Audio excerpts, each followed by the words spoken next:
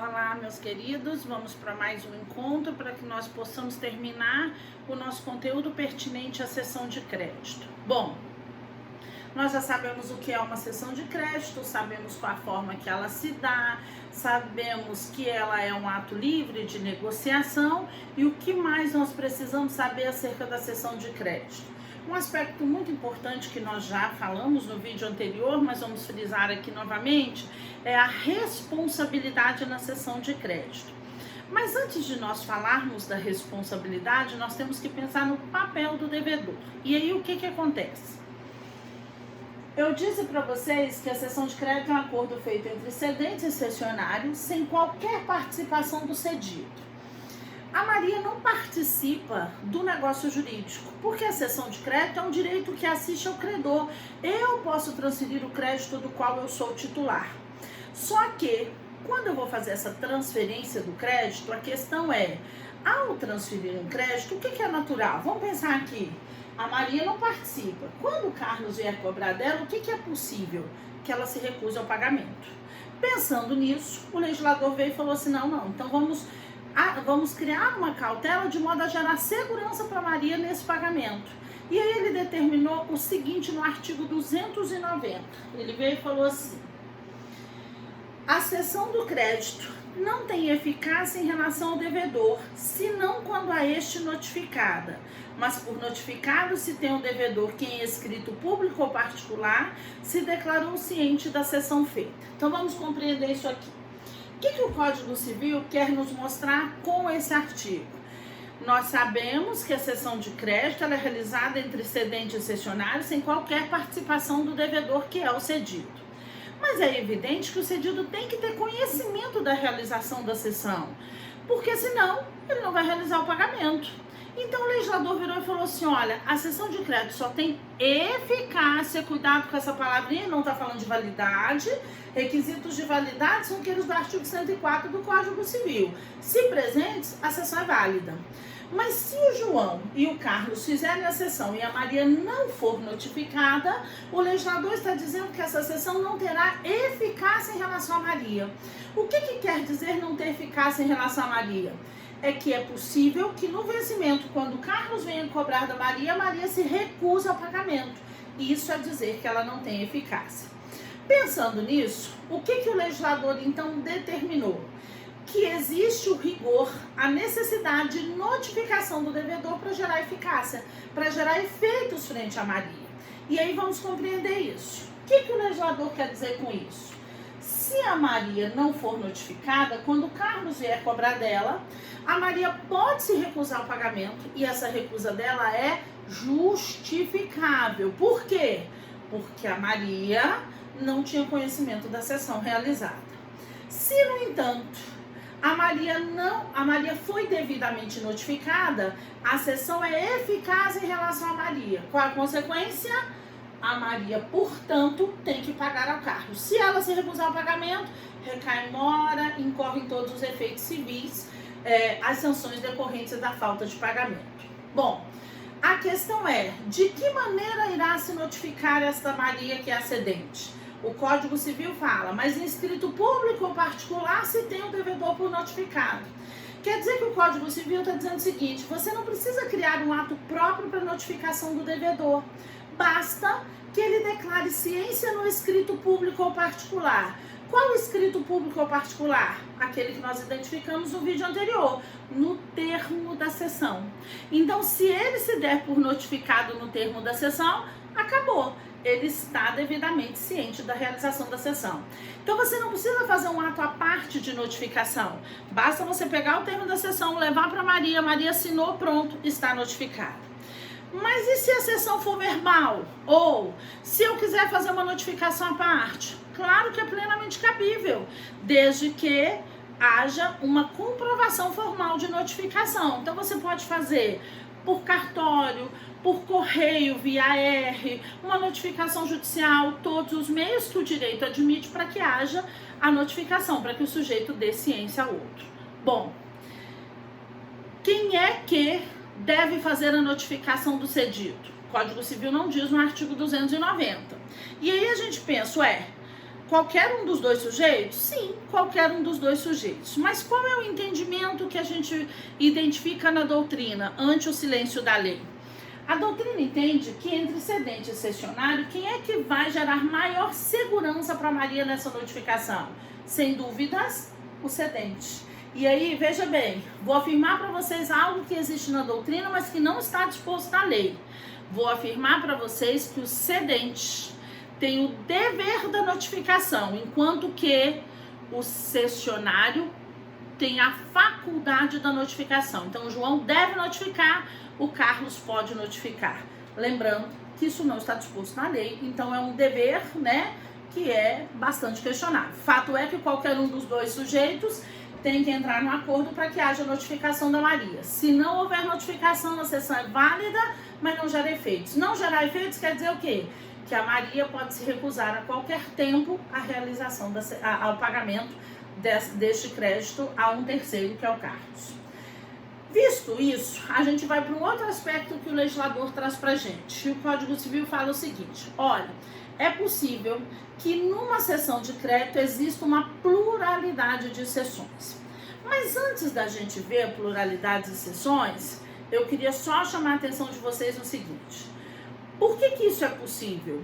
Aliás, por que eu estou falando aqui de notificação e de pluralidade de sessões? Porque nós estamos pensando no cedido, que é o sujeito que vai realizar o pagamento. Qual a segurança dele para realizar o pagamento? Para quem ele vai pagar? E aí uma observação antes de nós analisarmos a sequência de pluralidade que o código traz. Toda vez que eu faço uma sessão, tem que haver notificação do cedido para que haja eficácia frente a ele, para que ele saiba quem ele vai pagar. No entanto, se o objeto do crédito, ou seja, se o crédito cedido for um título de crédito, todo título de crédito é o portador. Então, um cheque, uma promissória, por exemplo, são o portador. Quem estiver portando é o credor. Se eu não estiver portando, eu não sou credora. O que quer dizer que o devedor só paga a este credor se ele estiver portando o título. Eu estou com o cheque em mãos, então eu posso bater na porta do devedor no vencimento como convencionado para receber, ou posso levar no banco para descontar, ou posso levar no banco e depositar, porque eu estou portando o título. Se eu não tenho título, eu não posso cobrar a dívida. Isso quer dizer que, como os títulos ao portador, pela própria existência do título, já demonstram a existência da dívida e quem é o credor, eles dispensam a notificação. Então, no caso dos títulos ao portador, não há rigor, não há obrigatoriedade, não há necessidade da notificação. Bom, visto isso, a gente passa para outro aspecto que eu quero chamar a atenção de vocês, que é a possibilidade de pluralidade de sessões. O que nós sabemos até agora? Nós sabemos de uma norma. Toda vez que é feita uma sessão, tem que haver notificação do devedor para gerar eficácia frente a ele. No entanto, o Código Civil vem e fala, mas é possível que haja pluralidade de sessões. Então vamos lá. João transferiu o crédito ao Carlos, que por sua vez transferiu o crédito ao Dário, que por sua vez transferiu ao Elton, que por sua vez transferiu ao Flávio. Pronto. O que nós observamos aqui? Que o legítimo credor a receber é o Flávio, que está aqui, nessa parte final. O que acontece no vencimento? Como é que a Maria vai saber? Porque nós estamos visualizando essa sequência, essa pluralidade de sessões. Mas a Maria não está acompanhando isso. Como é que a Maria vai saber que o credor a quem ela tem que pagar, que o cessionário é o Flávio? Pensando nisso, o legislador dispôs de normas a esse respeito. E aí vamos identificar essas normas. Primeira delas, prevista no artigo 291. Então vamos lá para o 291, olha o que ele fala. Ocorrendo várias sessões do mesmo crédito, prevalece a que se completar com a tradição do título do crédito cedido. Então vamos compreender isso. O que o legislador está falando? Toda vez que eu faço uma sessão, o que nós sabemos?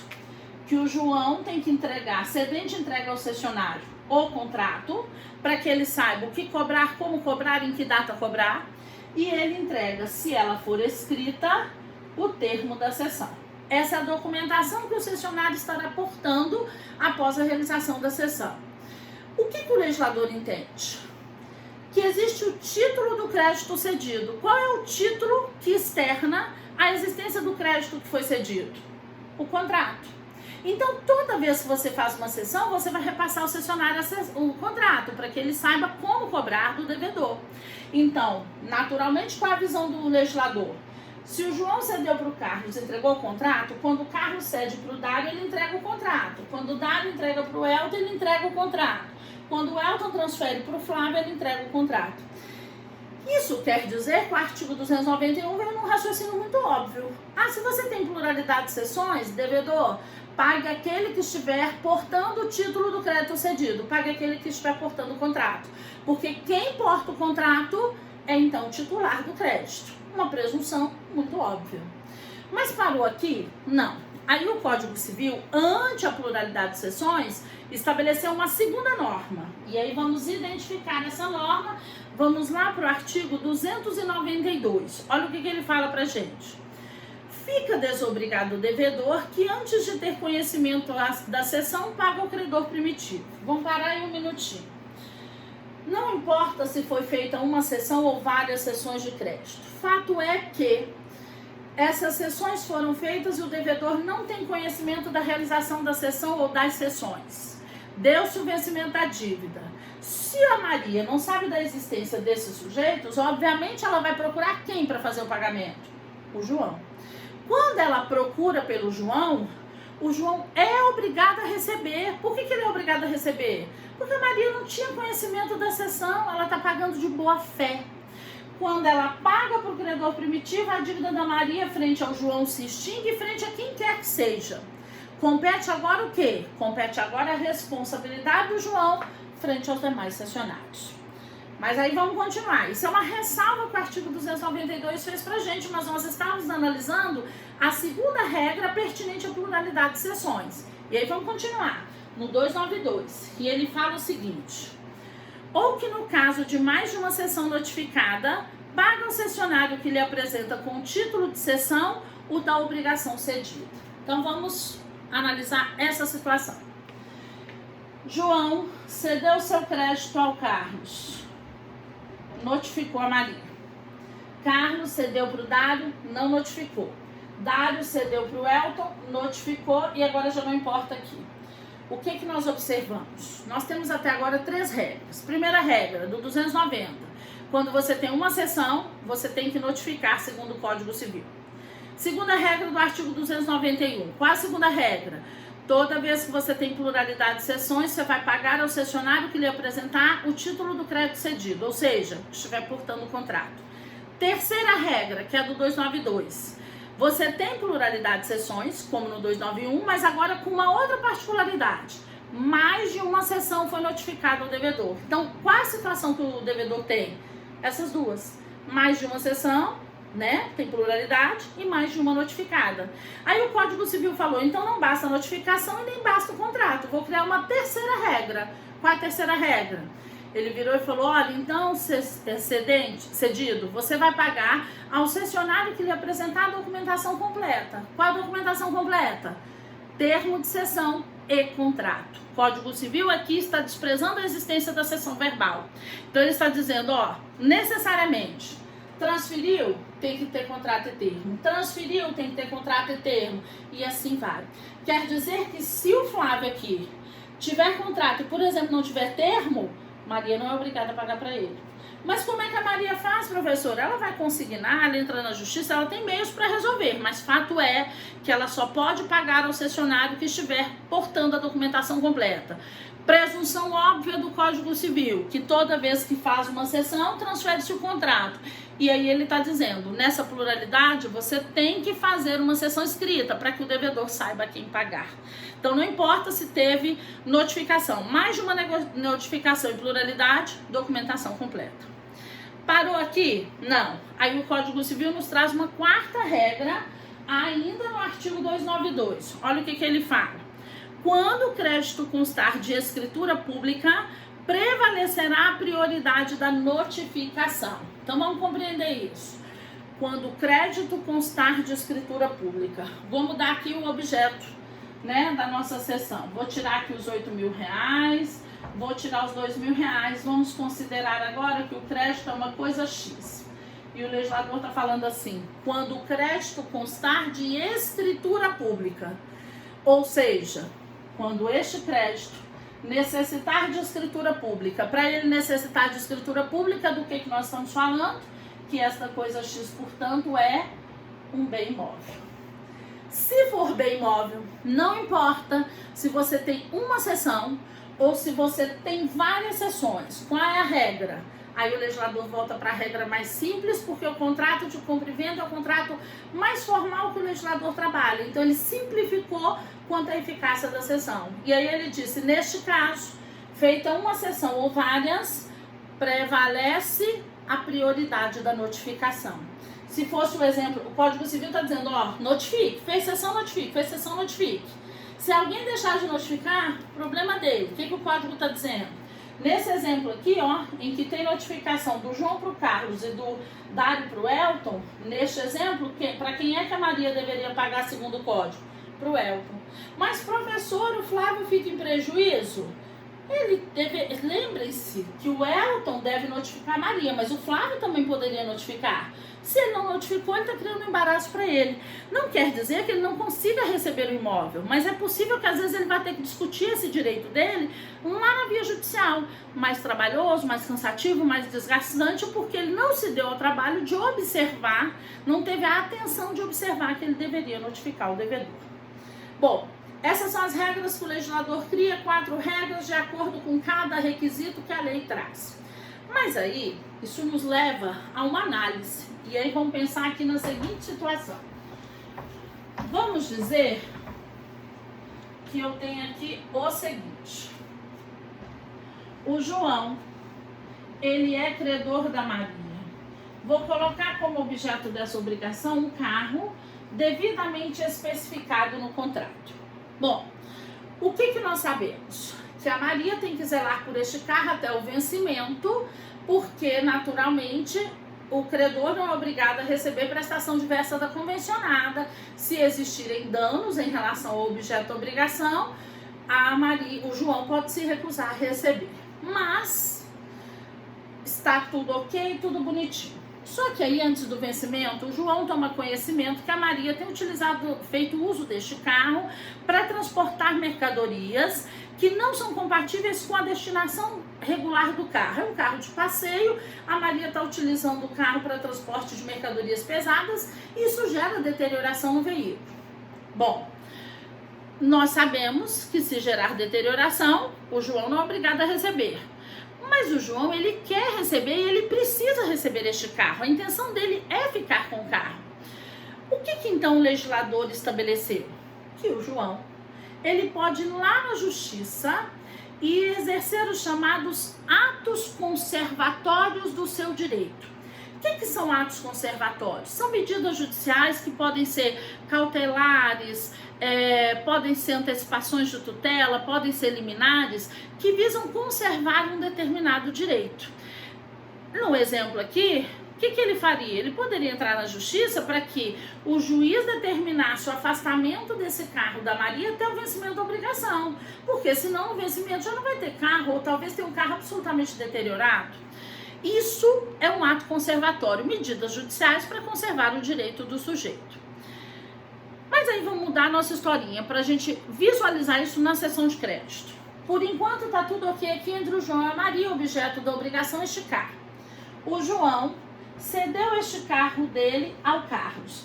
Não importa se numa sessão onerosa ou gratuita, mas cedeu o crédito. Vou até considerar que numa sessão onerosa, por ser a mais comum. Qual é a consequência? Cedeu o crédito. Eu vou considerar que o Carlos tem em mãos contrato, termo, mas ainda não houve notificação da Maria. Então, vou colocar aqui, ó, sem notificação. Maria, então, não tem conhecimento dessa sessão, essa sessão é ineficaz em relação a Maria. Mas aí a Maria começou a fazer uso deste carro, vamos dizer, com essa mesma finalidade que eu mencionei. Transporte de mercadorias que não são compatíveis, né, pelo peso com um carro de passeio. O Carlos tomou conhecimento disso. Aí vem a pergunta: será que o Carlos poderia ir na justiça exercer os atos conservatórios da mesma maneira que o João poderia fazer? A gente só consegue responder essa pergunta se nós analisarmos o Código Civil, e aí nós vamos lá para o artigo 293. Olha o que ele nos diz. Independentemente do conhecimento da cessão pelo devedor, pode o cessionário exercer os atos conservatórios do crédito cedido. O que o legislador está dizendo aqui para gente?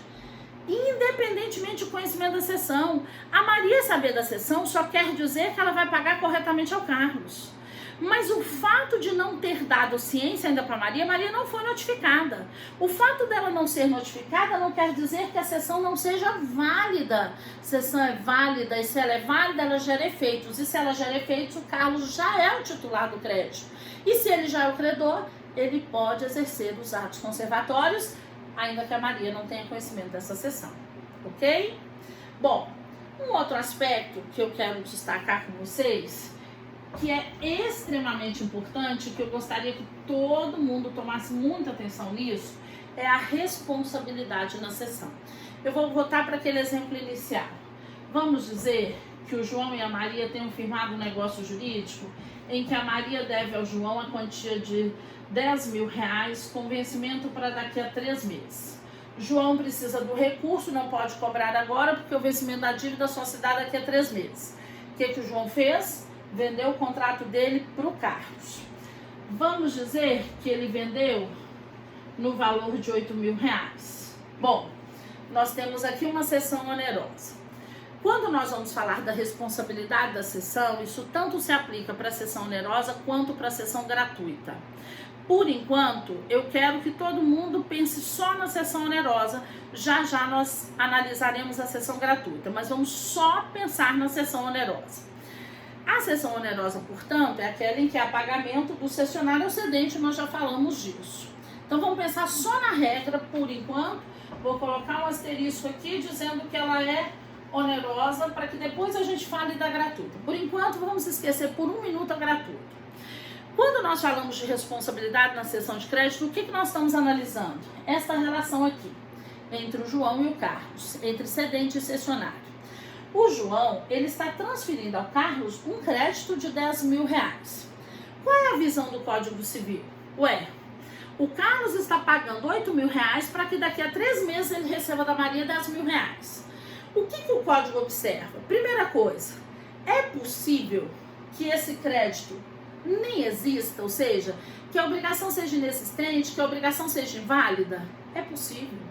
É possível também que a obrigação exista, seja plenamente válida e o Carlos não consiga receber da Maria. 2 situações distintas, né? Uma de existência e validade, a outra só de falta de pagamento. Nas 2 hipóteses, o Carlos está sofrendo prejuízo, porque ele paga R$8.000 para receber 10. Se a obrigação aqui for nula, anulável, inexistente, ele não vai receber.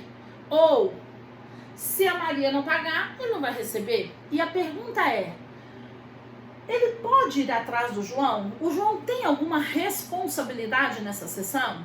É isso que o legislador analisa quando ele fala da responsabilidade na cessão de crédito. E quando ele trata da responsabilidade na cessão de crédito, ele classifica a cessão de crédito em 2 espécies. E aí ele fala, olha, a cessão pode ser ou pró-soluto, ou ela pode ser pró-solvendo. Nós temos uma regra e uma exceção. Qual é a regra? Que a cessão seja sempre pró-soluto. Vamos começar da regra. O que é uma cessão pró-soluto? É aquela em que o cedente, mesmo que ele não declare nada, ele está garantindo ao cessionário existência e validade do crédito cedido.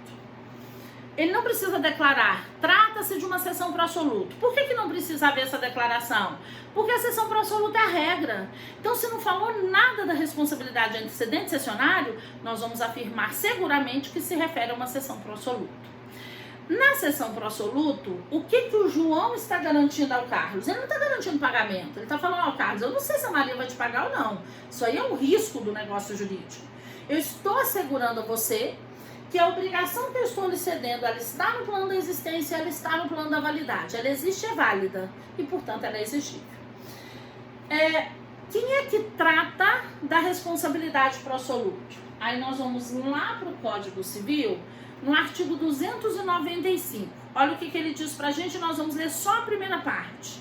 Na cessão por título oneroso, lembrando que por enquanto nós estamos falando só da cessão onerosa, ainda que não se responsabilize, ou seja, ainda que o cedente credor não declare nada, fica responsável o cessionário pela existência do crédito ao tempo em que lhe cedeu. Então vamos entender isso. O legislador aqui está dizendo o seguinte. E só uma observação. O legislador só está usando a palavrinha existência. Eu estou falando para vocês de existência e validade. De onde eu tirei essa validade? É o entendimento da doutrina. Que na cessão pro assoluto, o cedente garante ao cessionário a existência e validade do crédito cedido. Isso quer dizer o quê? Se essa obrigação existe, é válida, e o Carlos não conseguiu receber da Maria, Maria não pagou, chegou uma execução frustrada, problema da Maria. Carlos não tem responsabilidade. João não tem responsabilidade. Se, no entanto, vamos dizer que foi feita a cessão, Maria foi notificada, tudo direitinho. Na data de vencimento, o Carlos foi cobrar, a Maria falou assim, Carlos, não vou te pagar. Não vou te pagar porque eu vou comprovar que existe, por exemplo, ilicitude quanto ao objeto da obrigação. Se ela comprovar ilicitude quanto ao objeto, ela está comprovando nulidade da obrigação. Se a obrigação for declarada nula, o Carlos não tem direito a cobrar nada da Maria. É uma cessão pro assoluto. Mas aí o que o legislador fala?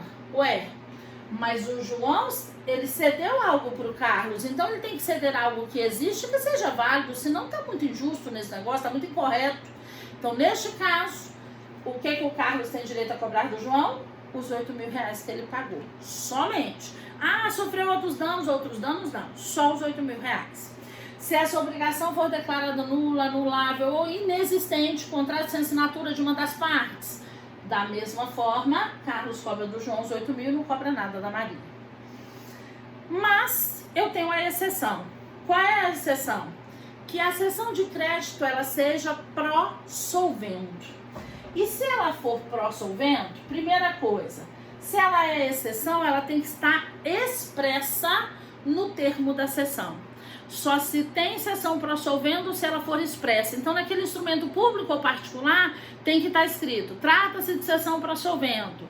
Se não estiver escrito, não é cessão pró-solvendo. O que quer dizer que não cabe cessão pró-solvendo na cessão gratuita. Não cabe responsabilidade pró-solvendo na cessão verbal. E aí vamos entender isso. Quem é que diz isso pra gente? Vamos lá para o artigo 296. Olha o que ele fala. Salvo estipulação em contrário, o cedente não responde pela solvência do devedor. E aí vamos entender isso. Na cessão pró-solvendo, que tem que estar expressa, tem que estar escrita, o cedente, ele está declarando que ele se responsabiliza pelo que ele já se responsabilizaria na pró-soluto, que é a existência e validade, do crédito cedido, mas ele também se responsabiliza pela solvência da dívida. É o João virar para o Carlos aqui e dizer o seguinte: Carlos, se a Maria não lhe pagar, eu pago. Nossa, a professora virou fiador? Não, ele está se responsabilizando pela cessão de crédito e vamos entender isso. Então, o artigo 295 já nos diz, salvo estipulação contrária, cedente não se responsabiliza pela solvência do devedor. Não será pró-solvente se não estiver expressa. Se estiver expressa, e aí vamos considerar isso. Vou considerar que a cessão aqui existe e é válida. A Maria não pagou o Carlos. Carlos levou a Maria na justiça, chegou numa execução frustrada. Ela não tem patrimônio que assegure o pagamento da dívida. Pronto. E a cessão é pró-solvento. Quer dizer que o Carlos não recebeu da Maria. Na cessão pró-solvendo, se o Carlos não recebeu da Maria, ele vai atrás de quem? Do João. Quando ele vai atrás do João, o que é que ele vai cobrar? Aí vamos lá para o artigo 297, que diz o seguinte: o cedente responsável cessionário pela solvência do devedor, ou seja, numa cessão pró-solvendo, não responde por mais do que daquele recebeu com os respectivos juros. Então vamos parar aí um minutinho.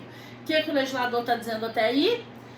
Não responde por mais do que daquele recebeu, os R$8.000, com os respectivos juros. Juros em razão da obrigação estar em atraso. Então, ela sempre é atualizada com os juros legais. Primeira coisa, então, que ele tem que fazer é pagar os R$8.000 acrescidos de juros ao Carlos. Aí ele continua. mas tem de ressarcir-lhe as despesas da cessão. Mas o João tem que ressarcir o cessionário pelas eventuais despesas que surgirem em razão da cessão de crédito. Essa despesa pode existir ou não. Então, por exemplo, na nossa aula passada eu mencionei que a cessão pode ser feita por instrumento público, em cartório. E aí você tem uma despesa com a cessão. Quem paga a despesa? O cessionário. Então, vou pôr um valor aleatório aqui. Pagou lá no cartório R$100. Pronto, tem direito ao ressarcimento nesses R$100. Tem que comprovar a existência da despesa, claro. E aí o legislador continua. E as que o cessionário houver feito com a cobrança. Todas as despesas que o cessionário teve de maneira comprovada pela cobrança feita. Então, por exemplo, vou pôr aqui um valor aleatório. R$3.000. R$3.000 foi o valor que o Carlos gastou entre pagamento de honorários, notificações extrajudiciais, notificações judiciais, as despesas com a cobrança da dívida para Maria. Quem é que vai ressarcir o Carlos? O João. Notem, João virou fiador? Não, se ele fosse fiador, ele só asseguraria R$10.000. Na cessão prossolvendo, ele está falando assim, tudo que você tiver sofrido de dano em razão dessa cessão, eu vou lhe ressarcir. Por isso que pode ultrapassar o valor da dívida. Ah, mas pode ser que esses dois valores não existam? Pode ser que não haja despesas com a cessão, porque ela pode ter sido feita por instrumento particular e eles mesmos fizeram. E pode não ter despesas com a cobrança, às vezes ele cobrou nos juizados especiais, não pagou custas, não pagou honorários. Então é possível que essas despesas existam ou não. O fato é que se elas existirem, na sessão prossolvendo, o cedente vai ter que pagar o cessionário. Notem o quanto a responsabilidade aumentou. Por isso que ela tem que estar expressa no termo da sessão, ok? Bom, isso tudo vai acontecer numa sessão onerosa. Mas agora eu vou mudar aqui. E se a sessão for gratuita? Então vamos pensar aqui na seguinte situação. O João, ele tem um crédito a receber, vou pôr aqui do Carlos. O Carlos é devedor do João e deve ao João um terreno devidamente especificado no contrato. O João, ele tem uma amiga, uma colega, uma parente, não importa, que é a Maria. O que o João fez? O João fez uma cessão gratuita para Maria. Falou, Maria, eu tenho um terreno a receber posteriormente, na data X, eu vou lhe ceder esse meu crédito, eu vou lhe ceder este terreno. Maria adorou, ficou super contente. Maria pegou, em razão deste terreno que ela tem a receber, ela contratou um mestre de obras para construir uma casa para ela, a oportunidade dela ter uma casa própria. E aí eles negociaram o valor da prestação de serviço e também ela comprou um material inicial, já que ela ficou de receber o terreno daqui tantos dias. Vou colocar aqui que a Maria teve um gasto inicial comprovado no valor de R$10.000. Pronto. Esse foi o gasto que a Maria teve, uma despesa que ela sofreu. Para surpresa da Maria, algum tempo depois, chega aqui um terceiro nesta relação. Vamos colocar o Estado aqui. O Estado veio, acionou o Carlos e acionou o João. Entrou com uma ação contra os dois, onde o Estado reivindica a propriedade desse terreno.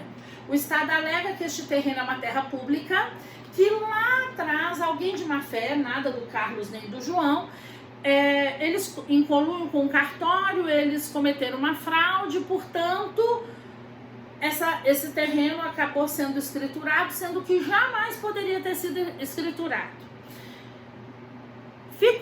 Entrou na justiça para discutir essa propriedade. Vamos dizer que lá na justiça, com a sentença, o juiz reconheceu que de fato o terreno corresponde a terras públicas, portanto, não pode ser usucapido, não tem direito a essa propriedade, declarou nulidade lá desde o início da escritura desse terreno. E na sentença, o juiz declarou que houve negligência da parte do João e do Carlos, que poderiam ter identificado esse esquema de grilagem de terras. Bom, o que quer dizer que negligência, nós sabemos que é uma das formas de exteriorização da culpa. Então ficou comprovada a culpa tanto do Carlos quanto do João. O que a gente nota? O juiz mandou declarar aqui a nulidade deste contrato. por conta de ser terra pública. E aí o objeto se torna ilícito. Se o contrato é nulo, quer dizer que o João não garantiu frente a Maria existência e validade do crédito cedido. A Maria vai ter despesas, está tendo prejuízo. A pergunta é, o João tem que ressarcir a Maria nesses 10 mil reais? Aí nós só vamos conseguir responder isso, porque a Maria não vai conseguir receber o terreno. Nós só vamos responder isso se nós voltarmos para o artigo 295. E aí vamos lá, ele diz o seguinte, vou ler as duas partes, tá? Na cessão por título oneroso, o cedente, ainda que não se responsabilize, fica responsável o cessionário pela existência do crédito ao tempo em que lhe cedeu. Então, o legislador está falando do cabimento da cessão pró-soluto numa cessão onerosa. Aí nós vamos para a segunda parte do artigo. A mesma responsabilidade, ou seja, pró-soluto, lhe cabe nas cessões por título gratuito se tiver procedido de má-fé. E aí vamos entender isso. Vejam isso. Na cessão por título gratuito, como não há pagamento do cessionário ao cedente, a responsabilidade só pode ser pró-soluto. Não existe cessão gratuita pró-solvendo, ela é sempre pró-soluto. Se ela é pró-soluto, João tem que garantir frente ao cessionário Maria existência e validade da cessão de crédito. O que ele não garantiu, porque a obrigação foi declarada nula. Aí vem a pergunta, então nesta hipótese, João tem que ressarcir Maria? Só que aí na parte final do artigo, olha o que ele fala. A mesma responsabilidade lhe cabe nas cessões por título gratuito se tiver procedido de má-fé. Então, o João só responde a Maria pelos danos que ela sofreu em razão da nulidade dessa cessão se ele tiver procedido de má-fé. Se existir dolo na conduta dele. Observe. Existiu culpa, mas não existiu dolo. Ou seja, João não tem que ressarcir Maria, ela fica com seu prejuízo, ele fica com dele, cada um pro seu lado. Se, no entanto, o João tivesse, por exemplo, participado do esquema de grilagem de terras, aí sim existiria má-fé, ele estaria agindo com dolo, ele teria que ressarcir a Maria desses 10 mil reais. Ok? Então, isso é o que a gente tem de responsabilidade. A cessão onerosa pode ser tanto pró-soluto quanto pró-solvendo e a cessão gratuita somente pró-soluto. Mas aí nós vamos para uma outra disposição do Código Civil e aí nós vamos lá para o artigo 298. Olha o que ele fala para a gente. O crédito, uma vez penhorado, não pode mais ser transferido pelo credor que tiver conhecimento da penhora. Vamos parar aí para a gente conseguir compreender o que o Código Civil quer dizer para a gente. Então, vamos dizer que eu tenho aqui a seguinte situação. O João, ele é credor da Maria. Vou colocar aqui que a Maria deve ao João um imóvel devidamente especificado no contrato. É um crédito do João, está ali quietinho. O João, por enquanto, não fez nada. Tem aqui um terceiro, que é o Pedro. E o Pedro aqui, ele é credor do João, numa dívida em que o João deve ao Pedro a quantia X. Dívida essa que eu vou considerar vencida e não paga. Pedro foi lá na justiça e propôs a ação de execução. Pronto. João foi citado para pagar ou nomear bens à penhora, não pagou, não nomeou bens à penhora. O juiz voltou o processo para o Pedro e falou assim: Pedro, indique bens do João passíveis de penhora. O Pedro foi diligenciar, identificou primeiro um patrimônio que é bem de família, que ele não pôde penhorar, mas tomou conhecimento desse imóvel aqui. Então ele sabe que esse imóvel é um crédito do João. Qual é a visão do Pedro? Crédito de quem me deve é crédito meu. Falou assim: excelência, eu gostaria que fosse penhorado o crédito que o João tem a receber. O juiz falou: ok, defiro a penhora. Pronto. Quando o juiz defere a penhora, ele vai intimar o João para que o João saiba que ele não vai receber esse imóvel, a não ser que ele pague essa dívida, e vai intimar a Maria para que ela saiba que no vencimento ela não vai poder transferir esse imóvel para o João, porque ela vai ter que entregar o imóvel para o Pedro para pagamento da dívida do João. Pronto. O que o Código Civil fala? Uma vez que esse crédito for penhorado, este crédito já está sendo destinado a um terceiro. Então não pode agora o João falar assim, excelência, desconstitua essa penhora porque eu quero transferir o meu crédito ao Carlos. Não, poderia já ter tido uma sessão anterior, nós vimos isso na aula passada. E se ela existir, salvo se ela for verbal, ela tem eficácia em relação a terceiros. Agora, depois que foi feita a sessão, não se pode mais transferir o crédito. E aí vem a segunda parte do artigo, que diz o seguinte: mas o devedor que o pagar não tendo notificação dela, fica exonerado, subsistindo somente contra o credor os direitos de terceiro. Aí vamos lá. O João transferiu o crédito. A Maria não sabia dessa penhora. O que a Maria fez? Aliás, desculpa, não teve sessão, né? Deu-se o vencimento da dívida aqui. Maria não foi ainda intimada dessa penhora. Se a Maria não tem conhecimento da penhora, ela está de boa fé. Ela chega e fala, ó, João, vou entregar para você o imóvel. E não adianta o João falar para ela, Maria, mas eu estou respondendo a um processo de execução. Porque ela tem que ser intimada judicialmente. Se ela não for intimada, ela vai entregar o imóvel para o João e ela está de boa fé. Quer dizer o quê?